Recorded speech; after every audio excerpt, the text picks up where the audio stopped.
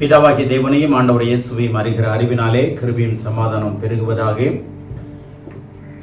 இந்த காலவேளையிலே கர்த்தருடைய சன்னிதானத்திலே இந்த 6வது மாதத்தினுடைய 2வது ஓய்வு நாளிலும் தேவன் நம்மை அவருடைய பரிசுத்த நாமத்தை ஆராதிக்கும்படி கூட செய்த அவருக்கே துதியும் கனமும் மகிமையும் உண்டாவதாக. இந்த செய்தியை கேட்கிற நீங்களும் ஆசீர்வதிக்கப்படுவீர்கள். உங்கள் குடும்பத்தாரும் ஆன்லைன் மூலமாய் கேட்க இருக்கிற தேவனுடைய பிள்ளைகளும் அவருடைய உள்ளங்களும் இல்லங்களும் நிச்சயமாகவே ஆசீர்வதிக்கப்படும் என்ற விசுவாசத்தோடு இந்த செய்தி நான் உங்களுக்கு பகிர்ந்து கொள்கிறேன். இந்த செய்தியினுடைய தலைப்பு ரெசிப்ரோகேட்டிவ் ரெஸ்பான்சிபிலிட்டி, காட் வர்சஸ் மேன். தேவனுக்கும் மனுஷனுக்கும் இடையே உள்ள பரஸ்பரமான பொறுப்புகள் என்னங்கிறத நம்ம இன்னைக்கு பார்ப்போம். இது 2 தீமோத்தேயு 1ஆம் அதிகாரம் 12ஆம் வசனமும் 14ஆம் வசனத்தையும் பார்ப்போம். ஏனென்றால் நான் விசுவாசிக்கிறவர் இன்னார் என்று அறிவேன், நான் அவரிடத்தில் ஒப்பு கொடுத்ததை அவர் அந்நாள் வரைக்கும் காத்துக்கொள்ள வல்லவராய் இருக்கிறார் என்று நிச்சயித்தும் இருக்கிறேன். நீ கிறிஸ்து இயேசுவை பற்றும் விசுவாசத்தோடும் அன்போடும் என்னிடத்தில் கேட்கிற ஆரோக்கியமான வசனங்களின் சட்டத்தை கைக்கொண்டிரு. உன்னிடத்தில் ஒப்புவிக்கப்பட்ட அந்த நற்பொருளை நமக்குள்ளே வாசம் பண்ணுகிற பரிசுத்த ஆவியினாலே காத்துக்கொள். கவனிங்க, பரிசுத்த பவுல் அப்போஸ்தலன் தீமோத்தேயுவுக்கு எழுதின இந்த 2ஆம் நிருபத்தில் அநேக சத்தியங்களை நாம் பார்க்கிறோம். இந்த நிருபம் போதக நிருபங்களாய் இருக்கிறது. பவுல் போதகர்களுக்கு எழுதின நிருபம் 1 தீமோத்தேயு, 2 தீமோத்தேயு, தீத்து, இது 3 நிருபமும் போதகர்களுக்கு என்று எழுதப்பட்ட பாஸ்டோரல் எபிஸ்டல் என்று சொல்வார்கள், போதகர்களுக்கான நிருபங்கள். அதுல மிக முக்கியமான வார்த்தைகளை 2 வார்த்தையை இங்கே பதிவிடுகிறதை நாம் பார்க்கிறோம். 12ஆம் வசனத்துல என்ன சொல்லுகிறார்?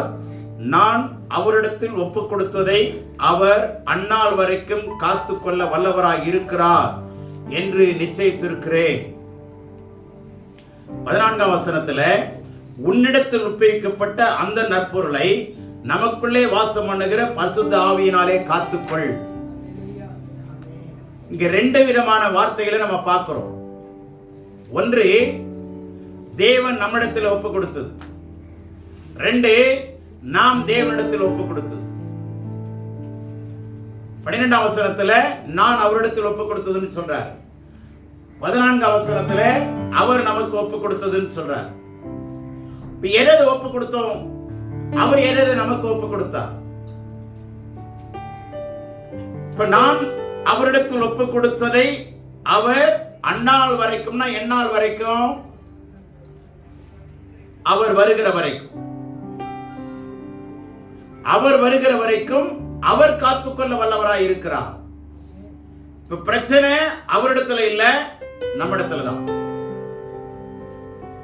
காத்துக்கொள்றதுங்கிறது பிரச்சனை யார்கிட்ட தான்? நம்ம கிட்ட தான். நீங்க எதை தேவனிடத்துல கொடுத்தாலும் அவர் காத்துக்கொள்ள வல்லவராய் இருக்கிறார். வழுவாமல் காக்கிறவர் என்று வேதம் சொல்லுகிறது. எப்படி காக்கிறவர்? வழுவாமல் காக்கிறவர், இமைப்பொழுது கைவிடாமல் காக்கிறவர், முதிர் வயது வரைக்கும் என்ன சொல்றாரு? ஏந்துவேன், சுமப்பேன், தப்புவிப்பேன் சொல்றார். கடைசி வரைக்கும் அவர் நம்மை காக்க வல்லவராய் இருக்கிறார். நமக்கு உதவி செய்ய அவர் வல்லவராய் இருக்கிறார். அவர் தாமே பாடுபட்டு சோதிக்கப்பட்டதினாலே சோதிக்கப்படுகிறவர்களுக்கு உதவி செய்ய வல்லவர். ஆகவே கவனிங்க, அவரிடத்துல ஒண்ணு கொடுத்துட்டீங்கன்னா அவர் கடைசி வரைக்கும் சரியாய், நேர்த்தியாய், பாதுகாப்பாய் அவர் காக்க வல்லவராய் இருக்கிறார். அவரிடத்துல எதை ஒப்பு கொடுக்கணும்? அவர் என்ன சொல்றாரு? நான் அவரிடத்தில் ஒப்பு கொடுத்ததை. இப்ப வேதம் நம்மளை எதை ஒப்பு கொடுக்க சொல்லுது? நம்மளோட வீட்டையா, சொத்தையா, வேற எதை ஒப்பு கொடுக்க சொல்றாரு? ரோமர் 12:1, 2, 12, 1ஆம் அதிகாரம் 1ஆம் வசனம். ரோமர் 12ஆம் அதிகாரம் 1ஆம் வசனம் படி. அப்படி இருக்க சகோதரரே, நீங்கள் உங்கள் சரீரங்களை பரிசுத்தமும் தேவனுக்கு பிரியமுமான ஜீவபலியாக ஒப்பு கொடுக்க வேண்டும் என்று தேவனுடைய இரக்கங்களை முன்னிட்டு உங்களை வேண்டிக் கொள்ளுகிறேன். இதுவே நீங்கள் செய்யத்தக்க புத்தியுள்ள ஆராதனை. என்ன அழகா எழுதுறாரு. ஒரு நல்ல ஆராதனை, ரீசனபிள் சர்வீஸ் அல்லது ஸ்பிரிச்சுவல் சர்வீஸ், ஆவிக்குரிய ஆராதனை, புத்தியுள்ள ஆராதனை என்னன்னா, இங்க ஆராதனை பண்றது மாத்திரம் இல்லை, அதை விட நல்ல ஆராதனை எதுன்னா, முதலாவது நீங்கள் உங்கள் சரீரங்களை பரிசுத்தமும் பிரியமான ஜீவ பலியா.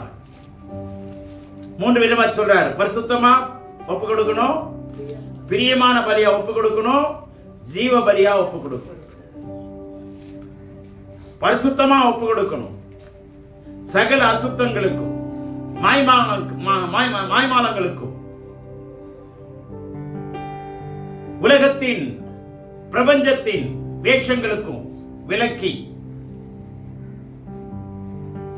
பரிசுத்தமா ஒப்பு கொடுக்கணும், பிரியமான பலியா ஒப்பு கொடுக்கணும், ஜீவ பலியா ஒப்பு கொடுக்கணும். இத நீங்க வீட்டுல ஜெபம் பண்ணு. இப்பவே மனசுல சொல்லுங்க, ஆண்டவரே என் சரீரத்தை பரிசுத்தமும் பிரியமான ஜீவ பலியா, உமக்கு பிரியமான ஜீவ பலியா ஒப்பு கொடுக்கிறேன். உமக்கு பிரியமானத நான் கொடுக்கணும் ஆண்டவரே. நீங்க காணிக்க கொடுக்கலாம், பொருளை கொடுக்கலாம், எதை வேணாலும் கொடுக்கலாங்க. அது எல்லாத்தை விட ஆண்டவர் எதை விரும்புகிறார்னா, உங்களுடைய சரீரத்தை பரிசுத்தமாக்கும்படி விரும்புகிறார். நீங்கள் பரிசுத்தமாக்கப்படும்படி, நாம் பரிசுத்தமாக்கப்படும்படி தேவனுடைய பரிபூர்ணமான சித்தம். அவர் சொல்லுகிறார், நான் பரிசுத்தராக இருக்கிறது போல உங்கள் எல்லா நடக்கையிலும் எல்லாவற்றிலும் பரிசுத்தமுள்ளவர்களாய் நடந்து கொள்ளுங்கள். ஆமென். பரிசுத்தமுள்ளவர்களாய் நடந்து கொள்ளுங்கள். அது மாத்திரமல்ல, நான் பரிசுத்தராய் இருக்கிறது போல நீங்களும் பரிசுத்தராய் இருங்கள். அப்போ கடவுள் நம்மிடத்துல கேட்கிற விஷயம் என்னன்னா, நம்முடைய சரீரத்தை மாத்திரம் இல்ல, சரீரத்தை பரிசுத்தமா கொடுக்கணும். அதுல பிரச்சனை இருக்கா? அந்த சரீரத்துல பாவம் இருக்கா? அப்படியே கடவுள்கிட்ட ஒப்பு கொடுங்க. ஆண்டவரே, என்னுடைய சரீரத்துல கரைபாடுகள் இருக்கு, குறைபாடுகள் இருக்கு, என்னால நீக்க முடியல, எனக்கு உதவி செய்யுங்க, எனக்கு உதவி செய்யுங்க. கேளுங்க ஆண்டவரிடத்துல கேளுங்க. நிச்சயமா அவர் உதவி செய்ய வல்லவராய் இருக்கிறார். பரிசுத்தப்படுத்தப்பட ஆண்டவர் விரும்புகிறார். ஆகவே நாம் சரீரங்களை பரிசுத்தத்தோடு ஒப்பு கொடுக்கணும், பிரியமான பலியா ஒப்பு கொடுக்கணும்.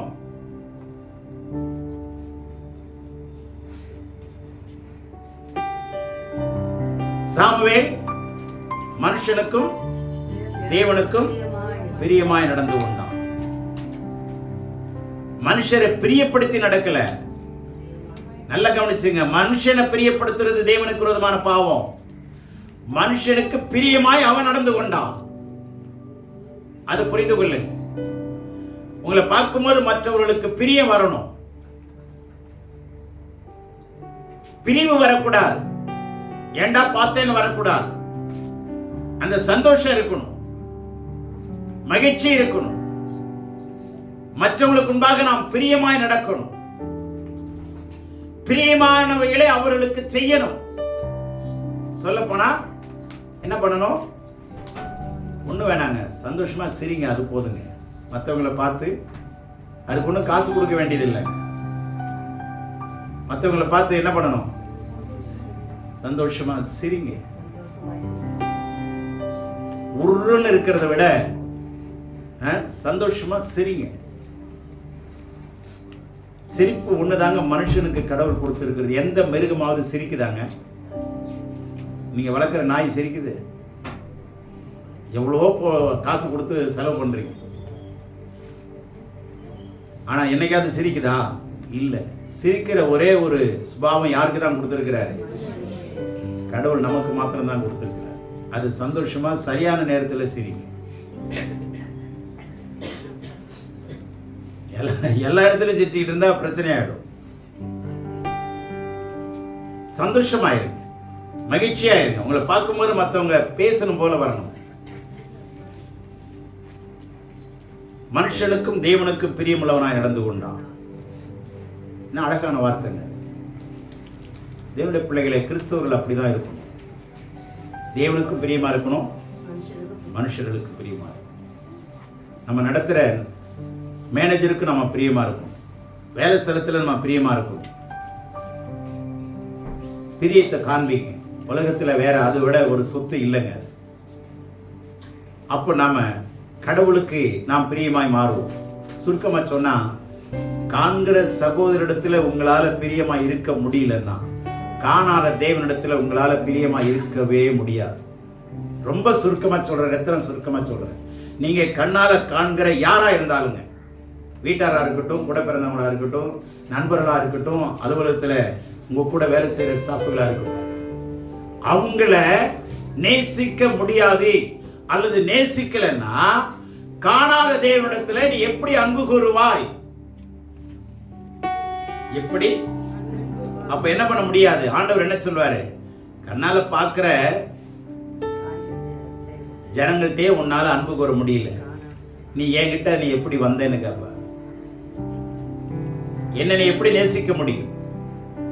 என்னுடைய சாயலால் உருவாக்கப்பட்டிருக்கிற அக்கம் பக்கத்தில் இருக்கிற வீட்டார உன்னால நேசிக்க முடியலையே. அவங்க மறைச்சா நீ மறைக்கிற, அவங்க திரும்பிட்டு போனா நாம திரும்பிட்டு போறோம். ரோட்ல கீரை விற்கிறவங்களை பாருங்களேன், அந்த கீரை விற்கிறதே வித்தியாசமா இருக்கும். சிறு கீரை, அரைக்கீரை. அதை எப்படி சிரிக்கிற, அரைக்கிற, மறைக்கிறமாங்க. கேட்டிருக்கீங்களா? சிரிக்கிற, அரைக்கிற, மறைக்கிற. தேவனுடைய பிள்ளைகளை, சிரிச்சு வாழ கத்துக்குங்க. அது நல்லா கருத்து. ஆமென். அதனால நல்லா கவனிங்க. நாம கடவுள் என்ன சொல்றாருன்னா, கடவுளுக்கு கொடுத்ததை, ஒப்பு கொடுத்ததை அவர் அந்நாள் வரைக்கும் காக்க வல்லவராய் இருக்கிறார். அந்த சைடுல பிரச்சனையே இல்லைங்க. நீங்க ஒன்ஸ் உங்களுடைய சரீரத்தை கொடுத்துருங்க, அவர்கிட்ட முழு மனதோடு கொடுத்துருங்க. நீங்க உங்க சரீரங்களை உங்க ஆளுகைக்கு வச்சுக்காதீங்க. ஆண்டவரே, என் சரீரத்துல என் கண்ணு சரியில்லை, என் காது சரியில்லை, என் வாய் சரியில்லை, என் கை கால் வச்சுக்கிட்டு நான் சும்மா இருக்க முடியல, எதையாவது ஒன்ன பேசி ஏதாவது ஒன்று செஞ்சு யாராவது ஒருத்தரை நான் ஊனமாக்கிடுறேன், யாராவது ஒருத்தரை குத்தி நான் கிழிச்சிடுறேன், என்னை சரி பண்ணுங்க ஆண்டவரேன்னு ரிப்பேர் பண்றது கொடுங்க ஆண்டவர்கிட்ட. வண்டியை எப்படி ரிப்பேர் கொடுக்குறோமோ அது மாதிரி ஆண்டவர்கிட்ட உங்க சரீரத்தை சர்வீஸ் பண்ண கொடுங்க. எந்தெந்த இடத்துல பழுது இருக்குன்னு அவங்களுக்கே தெரியும். அவங்களுடைய இருதயத்தின் கசப்பு அவங்களுக்கே தெரியுங்க. என்கிட்ட எங்க பிரச்சனை இருக்கு தெரியுமா தெரியாதா? கண்டிப்பா தெரியுமா தெரியாதா? இதுக்கு ஜெபம் பண்ண வேண்டிய அவசியம் இல்லை. என்கிட்ட எங்க பிரச்சனை இருக்குதுன்னு வாயிலையா, கையிலையா, எங்க பிரச்சனை இருக்குங்கிறது தெரியும். அதை நீங்க ஆண்டவர்கிட்ட ஒப்பு கொடுங்க. 17:3 சங்கீதத்தில் சொல்றார், படிக்க வேணாம். என் வாய் மீறாதபடிக்கு நான் தீர்மானம் பண்ணினேன். மானமே அதுல தாங்க இருக்கு. நாம் எடுக்கிற தீர்மானத்துல தான் நாம மானமே இருக்கு. அப்போ வாய் மீறாதபடிக்கு என்ன பண்ணணுமா? தீர்மானம் பண்ணணுமா?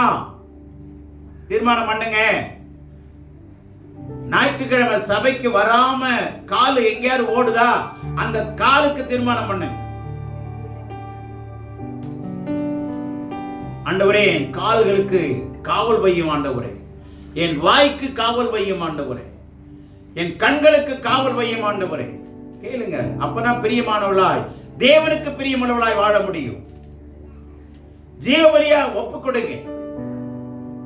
பலியா ஒப்பு கொடுக்கிறது என்ன அர்த்தம்னா, நம்மளுடைய விருப்பம் இல்லைன்னு அர்த்தம். எல்லாமே உங்க விருப்பம் தான் ஆண்டவரே. இப்படி விட்டு கொடுத்தா, ஒப்பு கொடுத்தா கடவுள் என்ன பண்ணுவாராம்? காத்து கொள்வாராம்.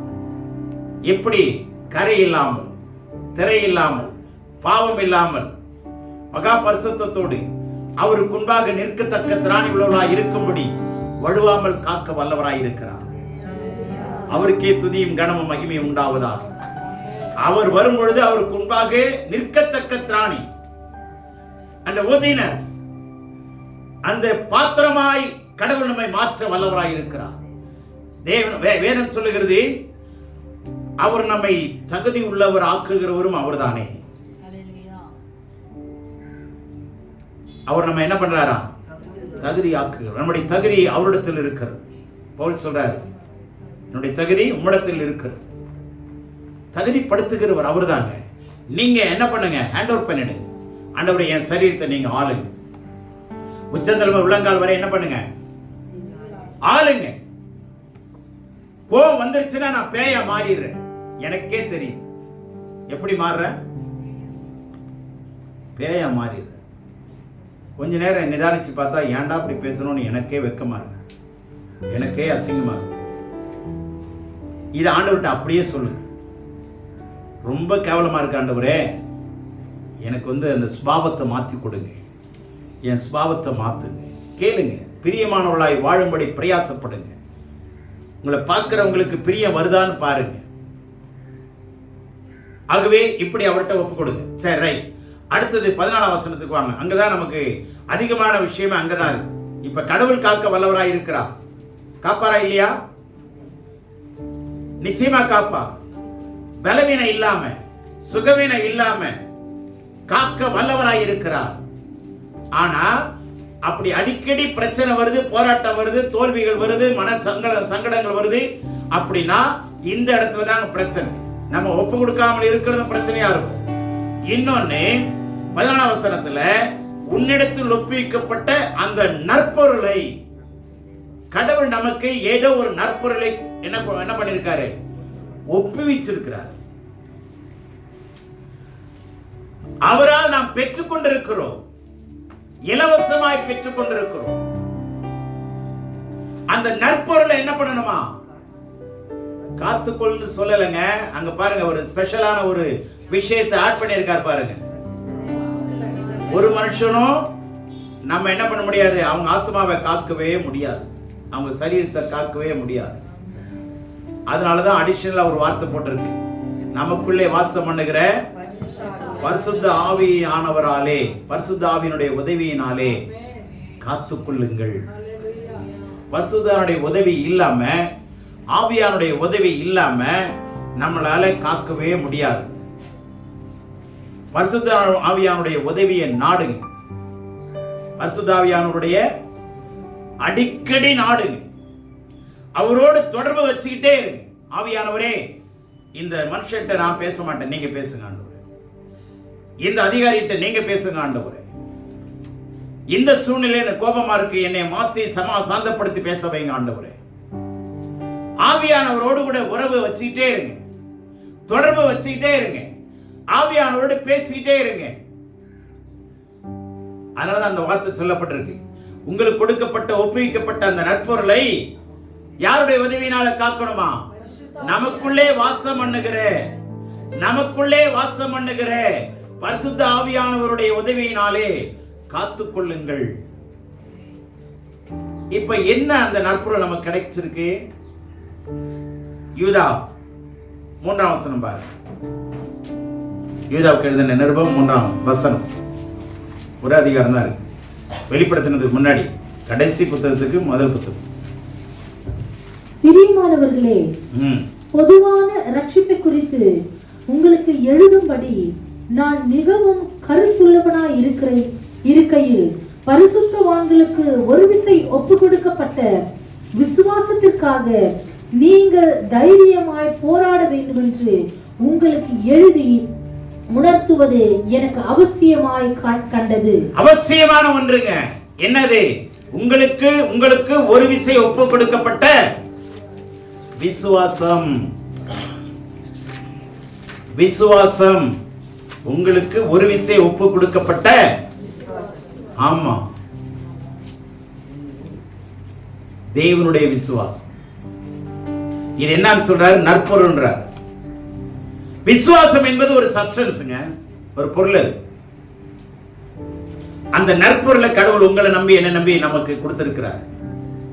அவர் ஏற்றுக்கொள்ளும் பொழுது அவருடைய விசுவாசத்தையே நமக்கு கொடுத்திருக்கிறார். யாருடைய விசுவாசத்தை? அவருடைய இருதயத்தில் எவ்வளவு விசுவாசம், என்ன விசுவாசம் இருந்ததோ, என்ன விதமான விசுவாசம் இருந்ததோ அதே விதமான விசுவாசத்தை நமக்கும் கொடுத்திருக்கிறார், பகிர்ந்து கொடுத்திருக்கிறார். இந்த நற்பொருள் அப்படிங்கிற வார்த்தை எபிரேயர் 11:1 தமிழ்ல இல்லைங்க. தமிழ்ல அந்த வார்த்தை விடப்பட்டிருக்கு. விசுவாசமானது அப்படின்னு ஆரம்பிச்சு தொடருது. ஆனா ஆங்கிலத்துல now the substance of the now faith is a substance. now the faith is the substance. now faith is a substance. விசுவாசம் என்பது ஒரு பொருள். இப்ப இந்த பொருளுக்கு நீள அகலம் திக்னஸ்லாம் இருக்கு. இவ்வளவு திக்னஸ், நீளம், அகலம், இதெல்லாம் இருக்கா இல்லையா? அதுபோலதான் விசுவாசத்துக்கு அளவுகள் இருக்கு. நல்லா புரிஞ்சுங்க. பிளைண்டான ஒரு விசுவாசம் இல்ல, ஸ்பெசிபிகேஷன் இருக்கு. faith needs specifications. விசுவாசத்துக்கு அளவுகள் தேவை, குறியீடுகள் தேவை. என்னங்க இப்படி சொல்றீங்க அப்படின்னா விசுவாசத்தை விளக்க நேரம் இல்லை, சுருக்கமா சொல்றேன். இப்ப உங்களுக்கு ஒரு சைக்கிள் வேணும், எங்க போவா? சைக்கிள் கடைக்கு போவோம். சார் என்ன வேணும் கேட்பாங்க. சார் சைக்கிள் வாங்க வந்தேன் அப்படின்னு.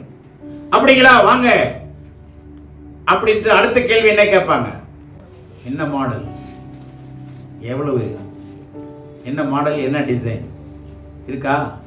அதான ஸ்பெசிஃபிகேஷன். ஆண்டவர் கேட்கிறாரு, நீங்க மொட்டையா ஒரு பதில் கொடுத்து ஒரு கேள்வி கேட்டீங்கன்னா அதுக்கு ஸ்பெசிஃபிகேஷன் கேட்பாரு. ஸ்பெசிஃபிகேஷனோட, அளவுகளோட, குறியீடுகளோட நீங்க கடவுள்கிட்ட கேளுங்களேன், கண்டிப்பா கொடுப்பாரு.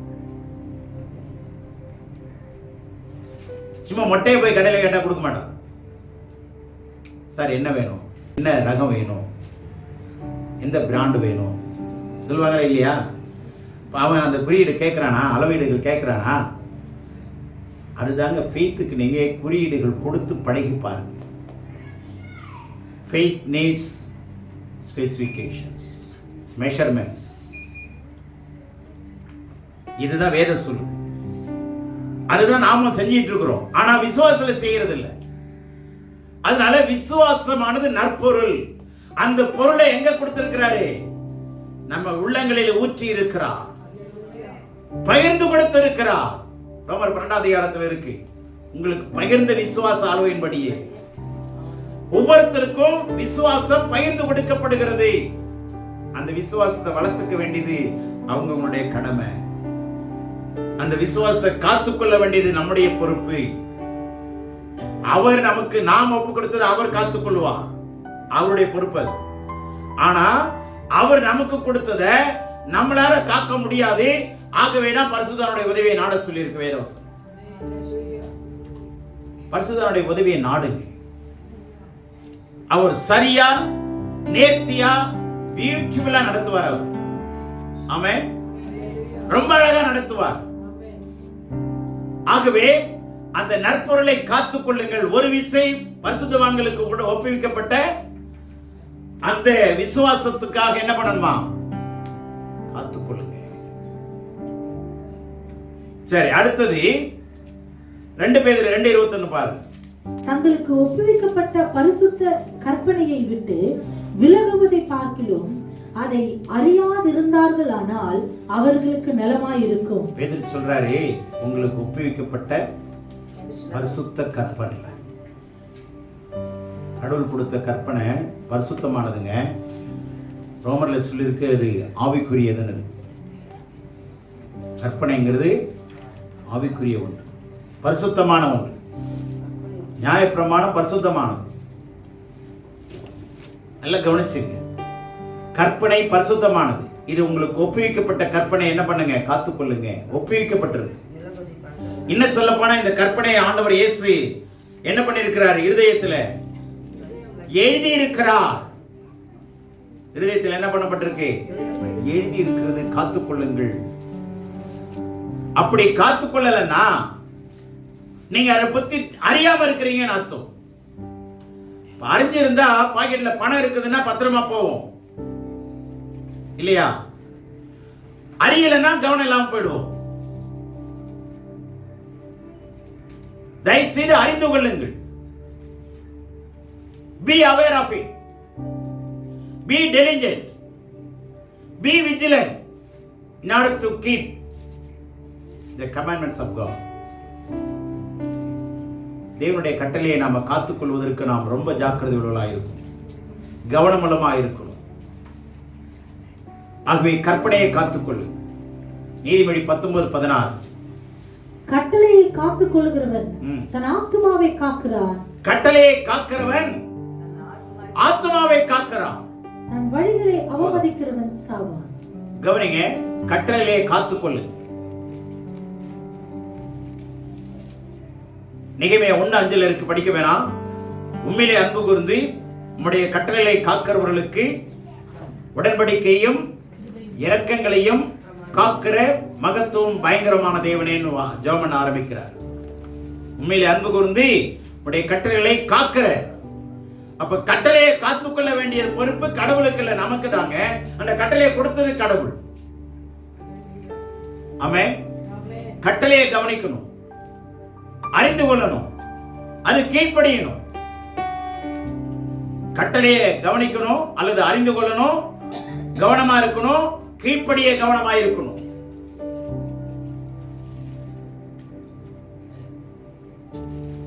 கட்டளை கீழ்ப்படிந்த ஆசீர்வாதம். எனக்கு கட்டளை தெரியாதுங்க, நான் பாட்டுல சர்ச்சுக்கு வருவேன் போவேன்.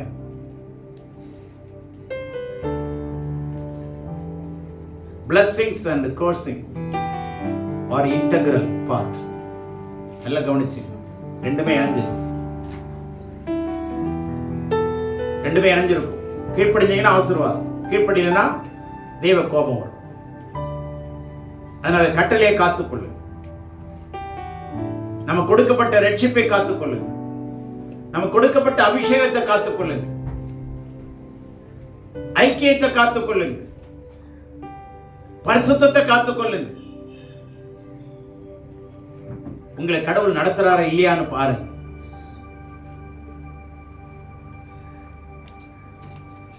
கடவுள் நம்மளை நடத்துறாரா இல்லையான்னு நீங்க சோதித்து பாருங்க. என்னை சோதித்து அறியுங்கன்னு இருக்கா அப்படின்னு என்ன அர்த்தம்? நீங்க கீழ்ப்படிஞ்சிட்டு நான் கொடுக்குறேன்னா இல்லையான்னு பாருங்க. இப்போ மல்கியாவுல 4ஆம் அதிகாரத்துல படிக்க வேணாம், நீங்க தசமா கொடுத்து என்னை சோதித்து அறியுங்கன்னு இருக்கா அப்படின்னு அவரை சோதிக்கிறது இல்ல. நீங்க கொடுத்தது ஆசீர்வாதமா திரும்பி உங்களுக்கு வருதா இல்லையான்னு பாருங்க, அதை சோதித்து பாருங்க. அவரை சோதிக்கலாம் முடியாது நம்மளால. நீங்க கொடுத்தது ஆசீர்வதிக்கப்படுகிறதா இல்லையா, நீங்க விதைச்ச அந்த விதை திரும்பி உங்களுக்கு ஆசீர்வாதமா இருக்கா இல்லையாங்கிறத கண்டுபிடிங்க. கடவுள் உங்களை வானம் திறந்து ஆசீர்வதிக்கிறாரா இல்லையான்னு பாருங்க. உங்களை ஆசீர்வாதத்தை சோதித்து பாருங்க, வளர்ந்திருக்கா வளரலையா, அதை சோதித்து பாருங்க. கடவுளை சோதிக்க ஒருவனால முடியாது, கூடாது. ஆகவே நல்ல கவனிங்க, கட்டளையை காத்துக்கொள்ள கவனமாக இருக்கும். ஏன்னா அதுதான் நமக்கு ஜீவன். ஆமென். அவருடைய கற்பனையை காத்துக்கொள்ளுங்க. கற்பனை உலகத்தில் இருக்காதீங்க. மரம் வச்சவன் தண்ணி ஊத்து, தண்ணியே இல்லைன்னா எங்க போறது? என்னத்தை ஊத்துறது? தண்ணியை வர வைக்கிறது கடவுள் தான். ஆமென். அதனால நல்ல கவனிங்க, நம்ம பொறுப்பை நம்ம சரியா செஞ்சோம்னா அவருடைய பொறுப்பை அவர் சரியா செய்ய அவர் வல்லவராக இருக்கிறார். நான் கேஷுவலா நான் கிறிஸ்தவ வாழ்க்கையை நடத்திட்டு போறேன், ஆண்டவர் என்னை காப்பாற்றுகிறார், இது ஆபத்தான ஒரு சூழ்நிலை. உங்களுக்கு கொடுக்கப்பட்ட பொருளை எப்படி, பிள்ளைகளை எப்படி ரோட்ல போகும்போது காப்பாத்துறோம்? கையை டைட்டா பிடிச்சுக்கிறோமா? குழந்தைகளை கவனமாயிருன்னு சொல்லி தரமா? எவ்வளவு கவனமா நம்ம பிள்ளைங்க மேல கண்ணை வைக்கிறோமா இல்லையா? அந்த பிள்ளைங்க மேலேயே பெற்றோர்களுக்கு கண்ணு இருந்துட்டே இருக்கும். ஏன்னா கவனமா இருக்கும், கவனமா இருக்கணும். அதனால நல்லா கவனிங்க, கடவுள் நம்மளை எப்படி கவனமுள்ளவளா இருக்க வைக்கிறாருங்கிறத புரிஞ்சு கொள்ளு. கட்டளையை காத்துக்கொள்ளு.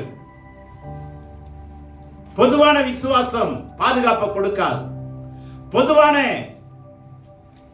நம்பிக்கை பாதுகாப்பை கொடுக்காது. பொதுவான அறிவு நம்மை பாதுகாக்காது. We should have right understanding, right knowledge. அதனாலதான் அவர் பரிசுத்த ஆவியினுடைய உதவியோடு காத்துக்கொள்ளுங்கள்னு சொல்றார். எந்த மனுஷனும் ஆத்துமாவை என்ன பண்ண முடியாது, காக்க முடியாது என்று சொல்லி சங்கீதம் 22ஆம் அதிகாரத்துல நம்ம பார்க்கிறோம். 22ஆம் அதிகாரம்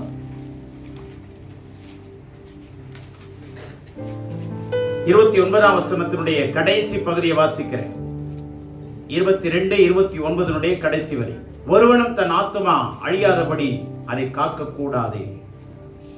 ஒருத்தராலே முடியாது. ஆனா பரிசுத்தாவினுடைய உதவினாலே ஆகும்.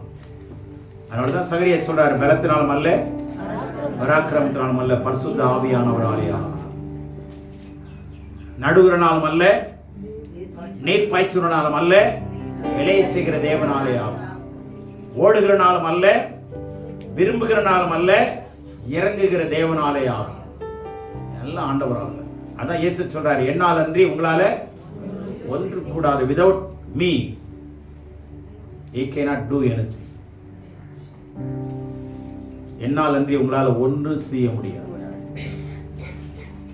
ஆகவே அவருடைய வார்த்தையை பிடிச்சுங்க, கட்டளைக்கு கீழ்ப்படியணும், காப்பாற்றணும். கட்டளையை காத்துக்கொள்ளுங்க. அப்பா பேரை காப்பாத்துறா அப்படின்னு சொல்றாங்களா இல்லையா? அப்பா பேரை காப்பாத்து. அது மாதிரி ஆண்டவர் சொல்றாரு, என் கட்டளையை காப்பாத்தினா என்னை நீ கொடுக்கிற, எனக்கு கொடுக்கிற மரியாதையும் ஆராதனையும் அதுதான். கட்டளைக்கு கீழ்ப்படியாம, வேதத்தை படிக்காம, வேதத்தை தியானிக்காம, கடவுளுடைய வார்த்தைக்கு செவி கொடுக்காம நாம ஆசீர்வாதத்தை எதிர்பார்க்கிறதுனா அது கூடாத விஷயம். தேவ கோபம் ஒரு நாள் வரும், தப்பிக்க முடியாது. கடவுள் கொடுத்த ஆசீர்வாதங்களை, எதுக்கு ஆசீர்வாதங்களை உங்களுக்கு கொடுத்திருக்காரு தெரியுமா? கடவுள் அவருடைய மகிமையை உங்க மூலமா நிரூபிக்கிறது. கடவுள் அவருடைய வல்லமையை உங்க மூலமா, என் மூலமாவும் என்ன பண்ணாரு? நிரூபிக்க ஆண்டவர் உங்களை என்னையா தெரிந்து கொண்டிருக்கிறார். ஆண்டவர் எதுக்காக? வெறும் ஆசீர்வாத, உலக ஆசீர்வாதத்தை கொடுத்து நிரப்புறதுக்காக இல்லை, அவருடைய ஜீவனுள்ள வல்லமையை வெளிப்படுத்த, அவருடைய உயிர்த்தெழுந்த வல்லமையை வெளிப்படுத்த,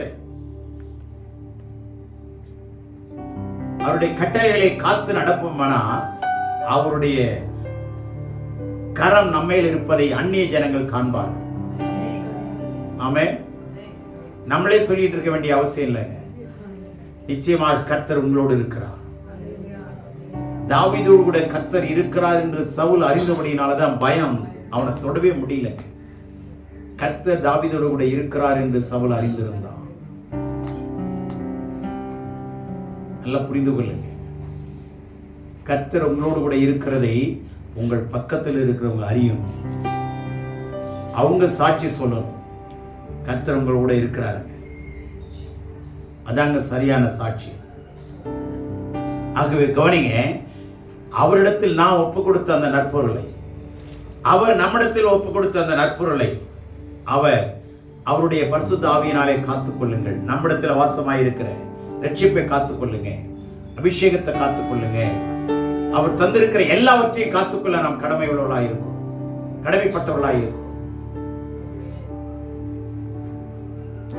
இப்ப காத்துக்கொள்ள தவறுனா என்ன ஆகும்? நியாயத்திற்கு கொண்டு போவோம்.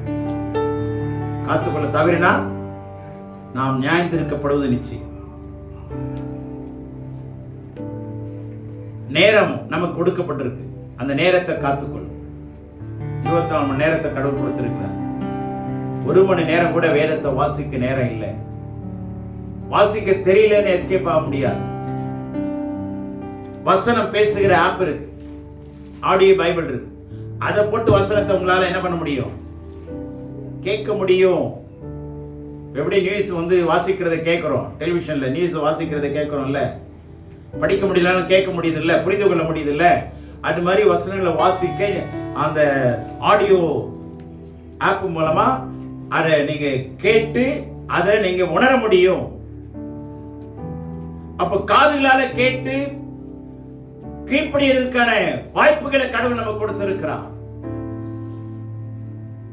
கடவுள் நமக்கு கொடுத்திருக்கிற விஷயம் என்னன்னா, நீங்க 3:2 பாத்தீங்கன்னா, ரோமர்ல தேவன் நமக்கு கொடுத்திருக்கிற அது எவ்விதத்திலும் மிகுதியா இருக்கிறது. தேவனுடைய வாக்கியங்கள் அவர்களிடத்தில் ஒப்புவிக்கப்பட்டது விசேஷித்த மேன்மையாமே. தேவனுடைய வாக்கியங்கள் அவரிடத்தில் ஒப்புவிக்கப்பட்டது விசேஷித்த மேன்மை. தேவனுடைய வாக்கியங்கள் என் கையில கடவுள் கொடுத்திருக்கிறது என்ன மேன்மையா? ஆமா, விசேஷித்த மேன்மைங்க. விசேஷித்த மேன்மைங்க. வசனம் தான், வார்த்தை தான். ஆண்டுடைய இந்த புத்தகத்தை நீங்க சுமந்து பாருங்க. இந்த புத்தகம் உங்களை சுமக்குங்க. அல்லேலூயா. இந்த புத்தகத்தை ரசிங்க, கடவுள் உங்களை ரசிப்பார். இதை போல ஒரு பொக்கிஷம் நிறைந்த புத்தகம் உலகத்தில் ஒன்று கூட கிடையாதுங்க. பைபிள்னாவே அர்த்தம் என்ன தெரியுமா? பைபிள்னாவே புத்தகங்களுக்கெல்லாம் புத்தகம்னு அர்த்தம். புத்தகம்னு அர்த்தம். பைபிள்னாவே என்ன? இது மாதிரி எந்த புத்தகத்துக்கும் பேரே கிடையாது. புத்தகம் என்கிற பேருடைய பேரை வேற எதுக்குமே வைக்கலங்க. அந்த புத்தகத்துக்கு தனி பேர் இருக்கும். ஒவ்வொரு புத்தகத்துக்கும் பேர் தனித்தனியா இருக்கா? விஞ்ஞான புத்தகத்தை எடுத்துட்டு வா, சரித்திர புத்தகத்தை எடுத்துட்டு வா, கல்கண்டு புத்தகத்தை எடுத்துட்டு வான்னு தானே சொல்றோம். ஆனா புத்தகம்னாவே எதுதான்? அப்போ புத்தகங்களுக்கெல்லாம் புத்தகம் எதுதான்? இதான் நியூட்டன் சொல்ற, புத்தகங்களுக்கெல்லாம் புத்தகம் பைபிள். ஆமென். எல்லா புத்தகங்களும் இதுக்கு முன்பாக மொங்குப்புற விழுந்து வரவேற்கும். என்ன அருமையான வார்த்தை! எல்லா புத்தகங்களும் பரிசுத்த வேதத்துக்கு முன்பாக இது விசேஷித்த மேன்மை. அடுத்தது ரோமர் 6:17. முன்னே நீங்கள் பாவத்திற்கு அடிமைகளாய் இருந்தோம், இப்பொழுது உங்களுக்கு ஒப்புவிக்கப்பட்ட உபதேச சட்டத்திற்கு நீங்கள் மனப்பூர்வமாய் கீழ்ப்படிந்ததினாலே தேவனுக்கு ஸ்தோத்திரம். இப்பொழுது உங்களுக்கு ஒப்புவிக்கப்பட்ட உபதேச சட்டத்திற்கு, ஒப்புவிக்கப்பட்ட உபதேச சட்டம், அதுக்கு நாம என்ன பண்ணணுமா? மனப்பூர்வமாய் கீழ்ப்படியணும். உபதேச சட்டங்களுக்கு 1 கொரிந்தியர் 9:17. நான் உற்சாகமாய் அப்படி செய்தால் எனக்கு பலன் உண்டு, உற்சாகம் இல்லாதவனாய் செய்தாலும் உக்கிரான உத்தியோகம் எனக்கு ஒப்புவிக்கப்பட்டிருக்கிறதே. கவனிங்க, உக்கிரான உத்தியோகம் அப்படின்னு என்னங்க? உக்கிரான உத்தியோகம்னா கடவுள் உங்களுக்கு கொடுத்ததுக்கெல்லாம் கணக்கு கொடுக்கணும். ஒரு சம்பளம் வாங்குறோம், எவ்வளவு செலவு பண்றோம், எவ்வளவு பாக்கி இருக்கு, இன்னும் எவ்வளவு கொடுக்கணுங்கிற கணக்கு இருக்கு இல்லையா? கணக்கு வழக்கு பார்க்குறோம்ல, அதுதாங்க உக்கிரான உத்தியோகம். கடவுள் நமக்கு எதெல்லாம் கொடுத்திருக்கிறார்? எனக்கு உக்கிரான ஒரு ஊழியத்தை கொடுத்திருக்கிறார். அந்த ஊழியத்துக்காக நான் எப்படி பிரயாசப்படுறேன், எவ்வளவு பாடுபடுறேன், எவ்வளவு உழைக்கிறேன், எவ்வளவு செலவு பண்றேன், எல்லாம் கணக்கு இருக்கு. இந்த உக்கிரானத்துவம் ரொம்ப முக்கியமானது. Accountability, stewardship, accountability. நம்ம அக்கௌண்ட் கொடுக்கணும், கணக்கு கொடுக்கணும். நம்ம நேரத்துக்கு, கடவுள் கொடுத்த நேரங்களுக்கு, கடவுள் கொடுத்த வேலைக்கு, கடவுள் கொடுத்த வேலையை உண்மையா செய்யறது. ஏமாத்தி செய்யறோமா, உண்மையா செய்யறோமா, இதுக்கெல்லாம் கணக்கு கொடுத்தாகணும். தப்பிக்கவே முடியாது. அடுத்ததாக 1 தீமோத்தேயு 1:11. நித்தியானந்த தேவனுடைய மகிமையான சுவிசேஷத்தின்படி எனக்கு ஒப்புவிக்கப்பட்டிருக்கிற ஆரோக்கியமான உபதேசத்திற்கு எதிரடையாய் இருக்கிற மற்ற எந்த செய்கைக்கும் விரோதமாய் விதிக்கப்பட்டிருக்கிறது. எனக்கு ஒப்புவிக்கப்பட்டிருக்கிற ஆரோக்கியமான உபதேசம் என்ன உபதேசம்? சவுண்ட் டாக்டரின், ஆரோக்கியமான உபதேசம். தேவனுடைய பிள்ளை, உங்களுக்கு ஆரோக்கியமா இருக்கணும்னா ஆரோக்கியமான உபதேசத்தை நாடு. சபையில பிரசங்கங்கள் இருக்கு, உபதேசம் இல்லை. இன்னைக்கு சபையில இன்னைக்கு தட்டி கொடுத்து கொண்டு போறாங்க, கடிந்து கொண்டு போகிறது இல்லை. ஆரோக்கியமான உபதேசம், சவுண்ட் டாக்டரின். நல்ல கவனிங்க, ஆரோக்கியமான உபதேசத்துக்கு கீழ்ப்படியணும், அந்த உபதேசத்தை காத்துக்கொள்ளணும். 1 தீமோத்தேயு 6:20. ஓ தீமோத்தேயுவே, உன்னிடத்தில் ஒப்புவிக்கப்பட்டதை நீ காத்துக்கொண்டு சீர்கேடான வீண் பேச்சுகளுக்கும். அவங்க பேரை போட்டுங்க. தீமோத்தேயுவே, உன்னிடத்தில் ஒப்புவிக்கப்பட்டதை நீ காத்துக்கொள். சீர்கேடான வீண் பேச்சுகளுக்கு விட்டு கொடுக்காதே. உன் மந்தையை நீ காத்துக்கொள். உன்னுடைய குடும்பத்தை நீ காத்துக்கொள். உன்னை நீ காத்துக்கொள். உன் வாயை காத்துக்கொள். உன் சரீரத்தை காத்துக்கொள். எல்லாம் காத்துக்கொள்ள வேண்டிய பொறுப்பு நமக்கு இருக்கு. ஆனா யாரும் இது செய்ய முடியாது. எப்படின்னா பரிசுத்தனுடைய உதவி இல்லாம செய்ய முடியாது.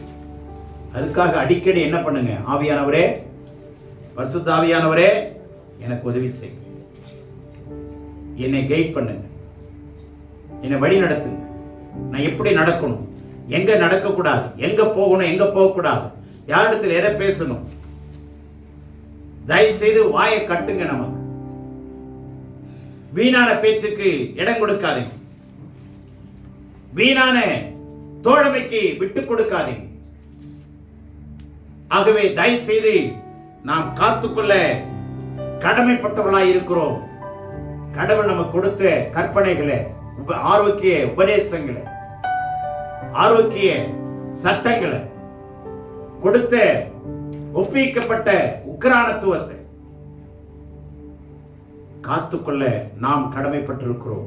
ஜாக்கிரதையோடு கூட காத்துக்கொள்ள வேண்டும். கர்த்தர் தாம் நம்மை ஆசீர்வதிப்பாராக. ஆமென்.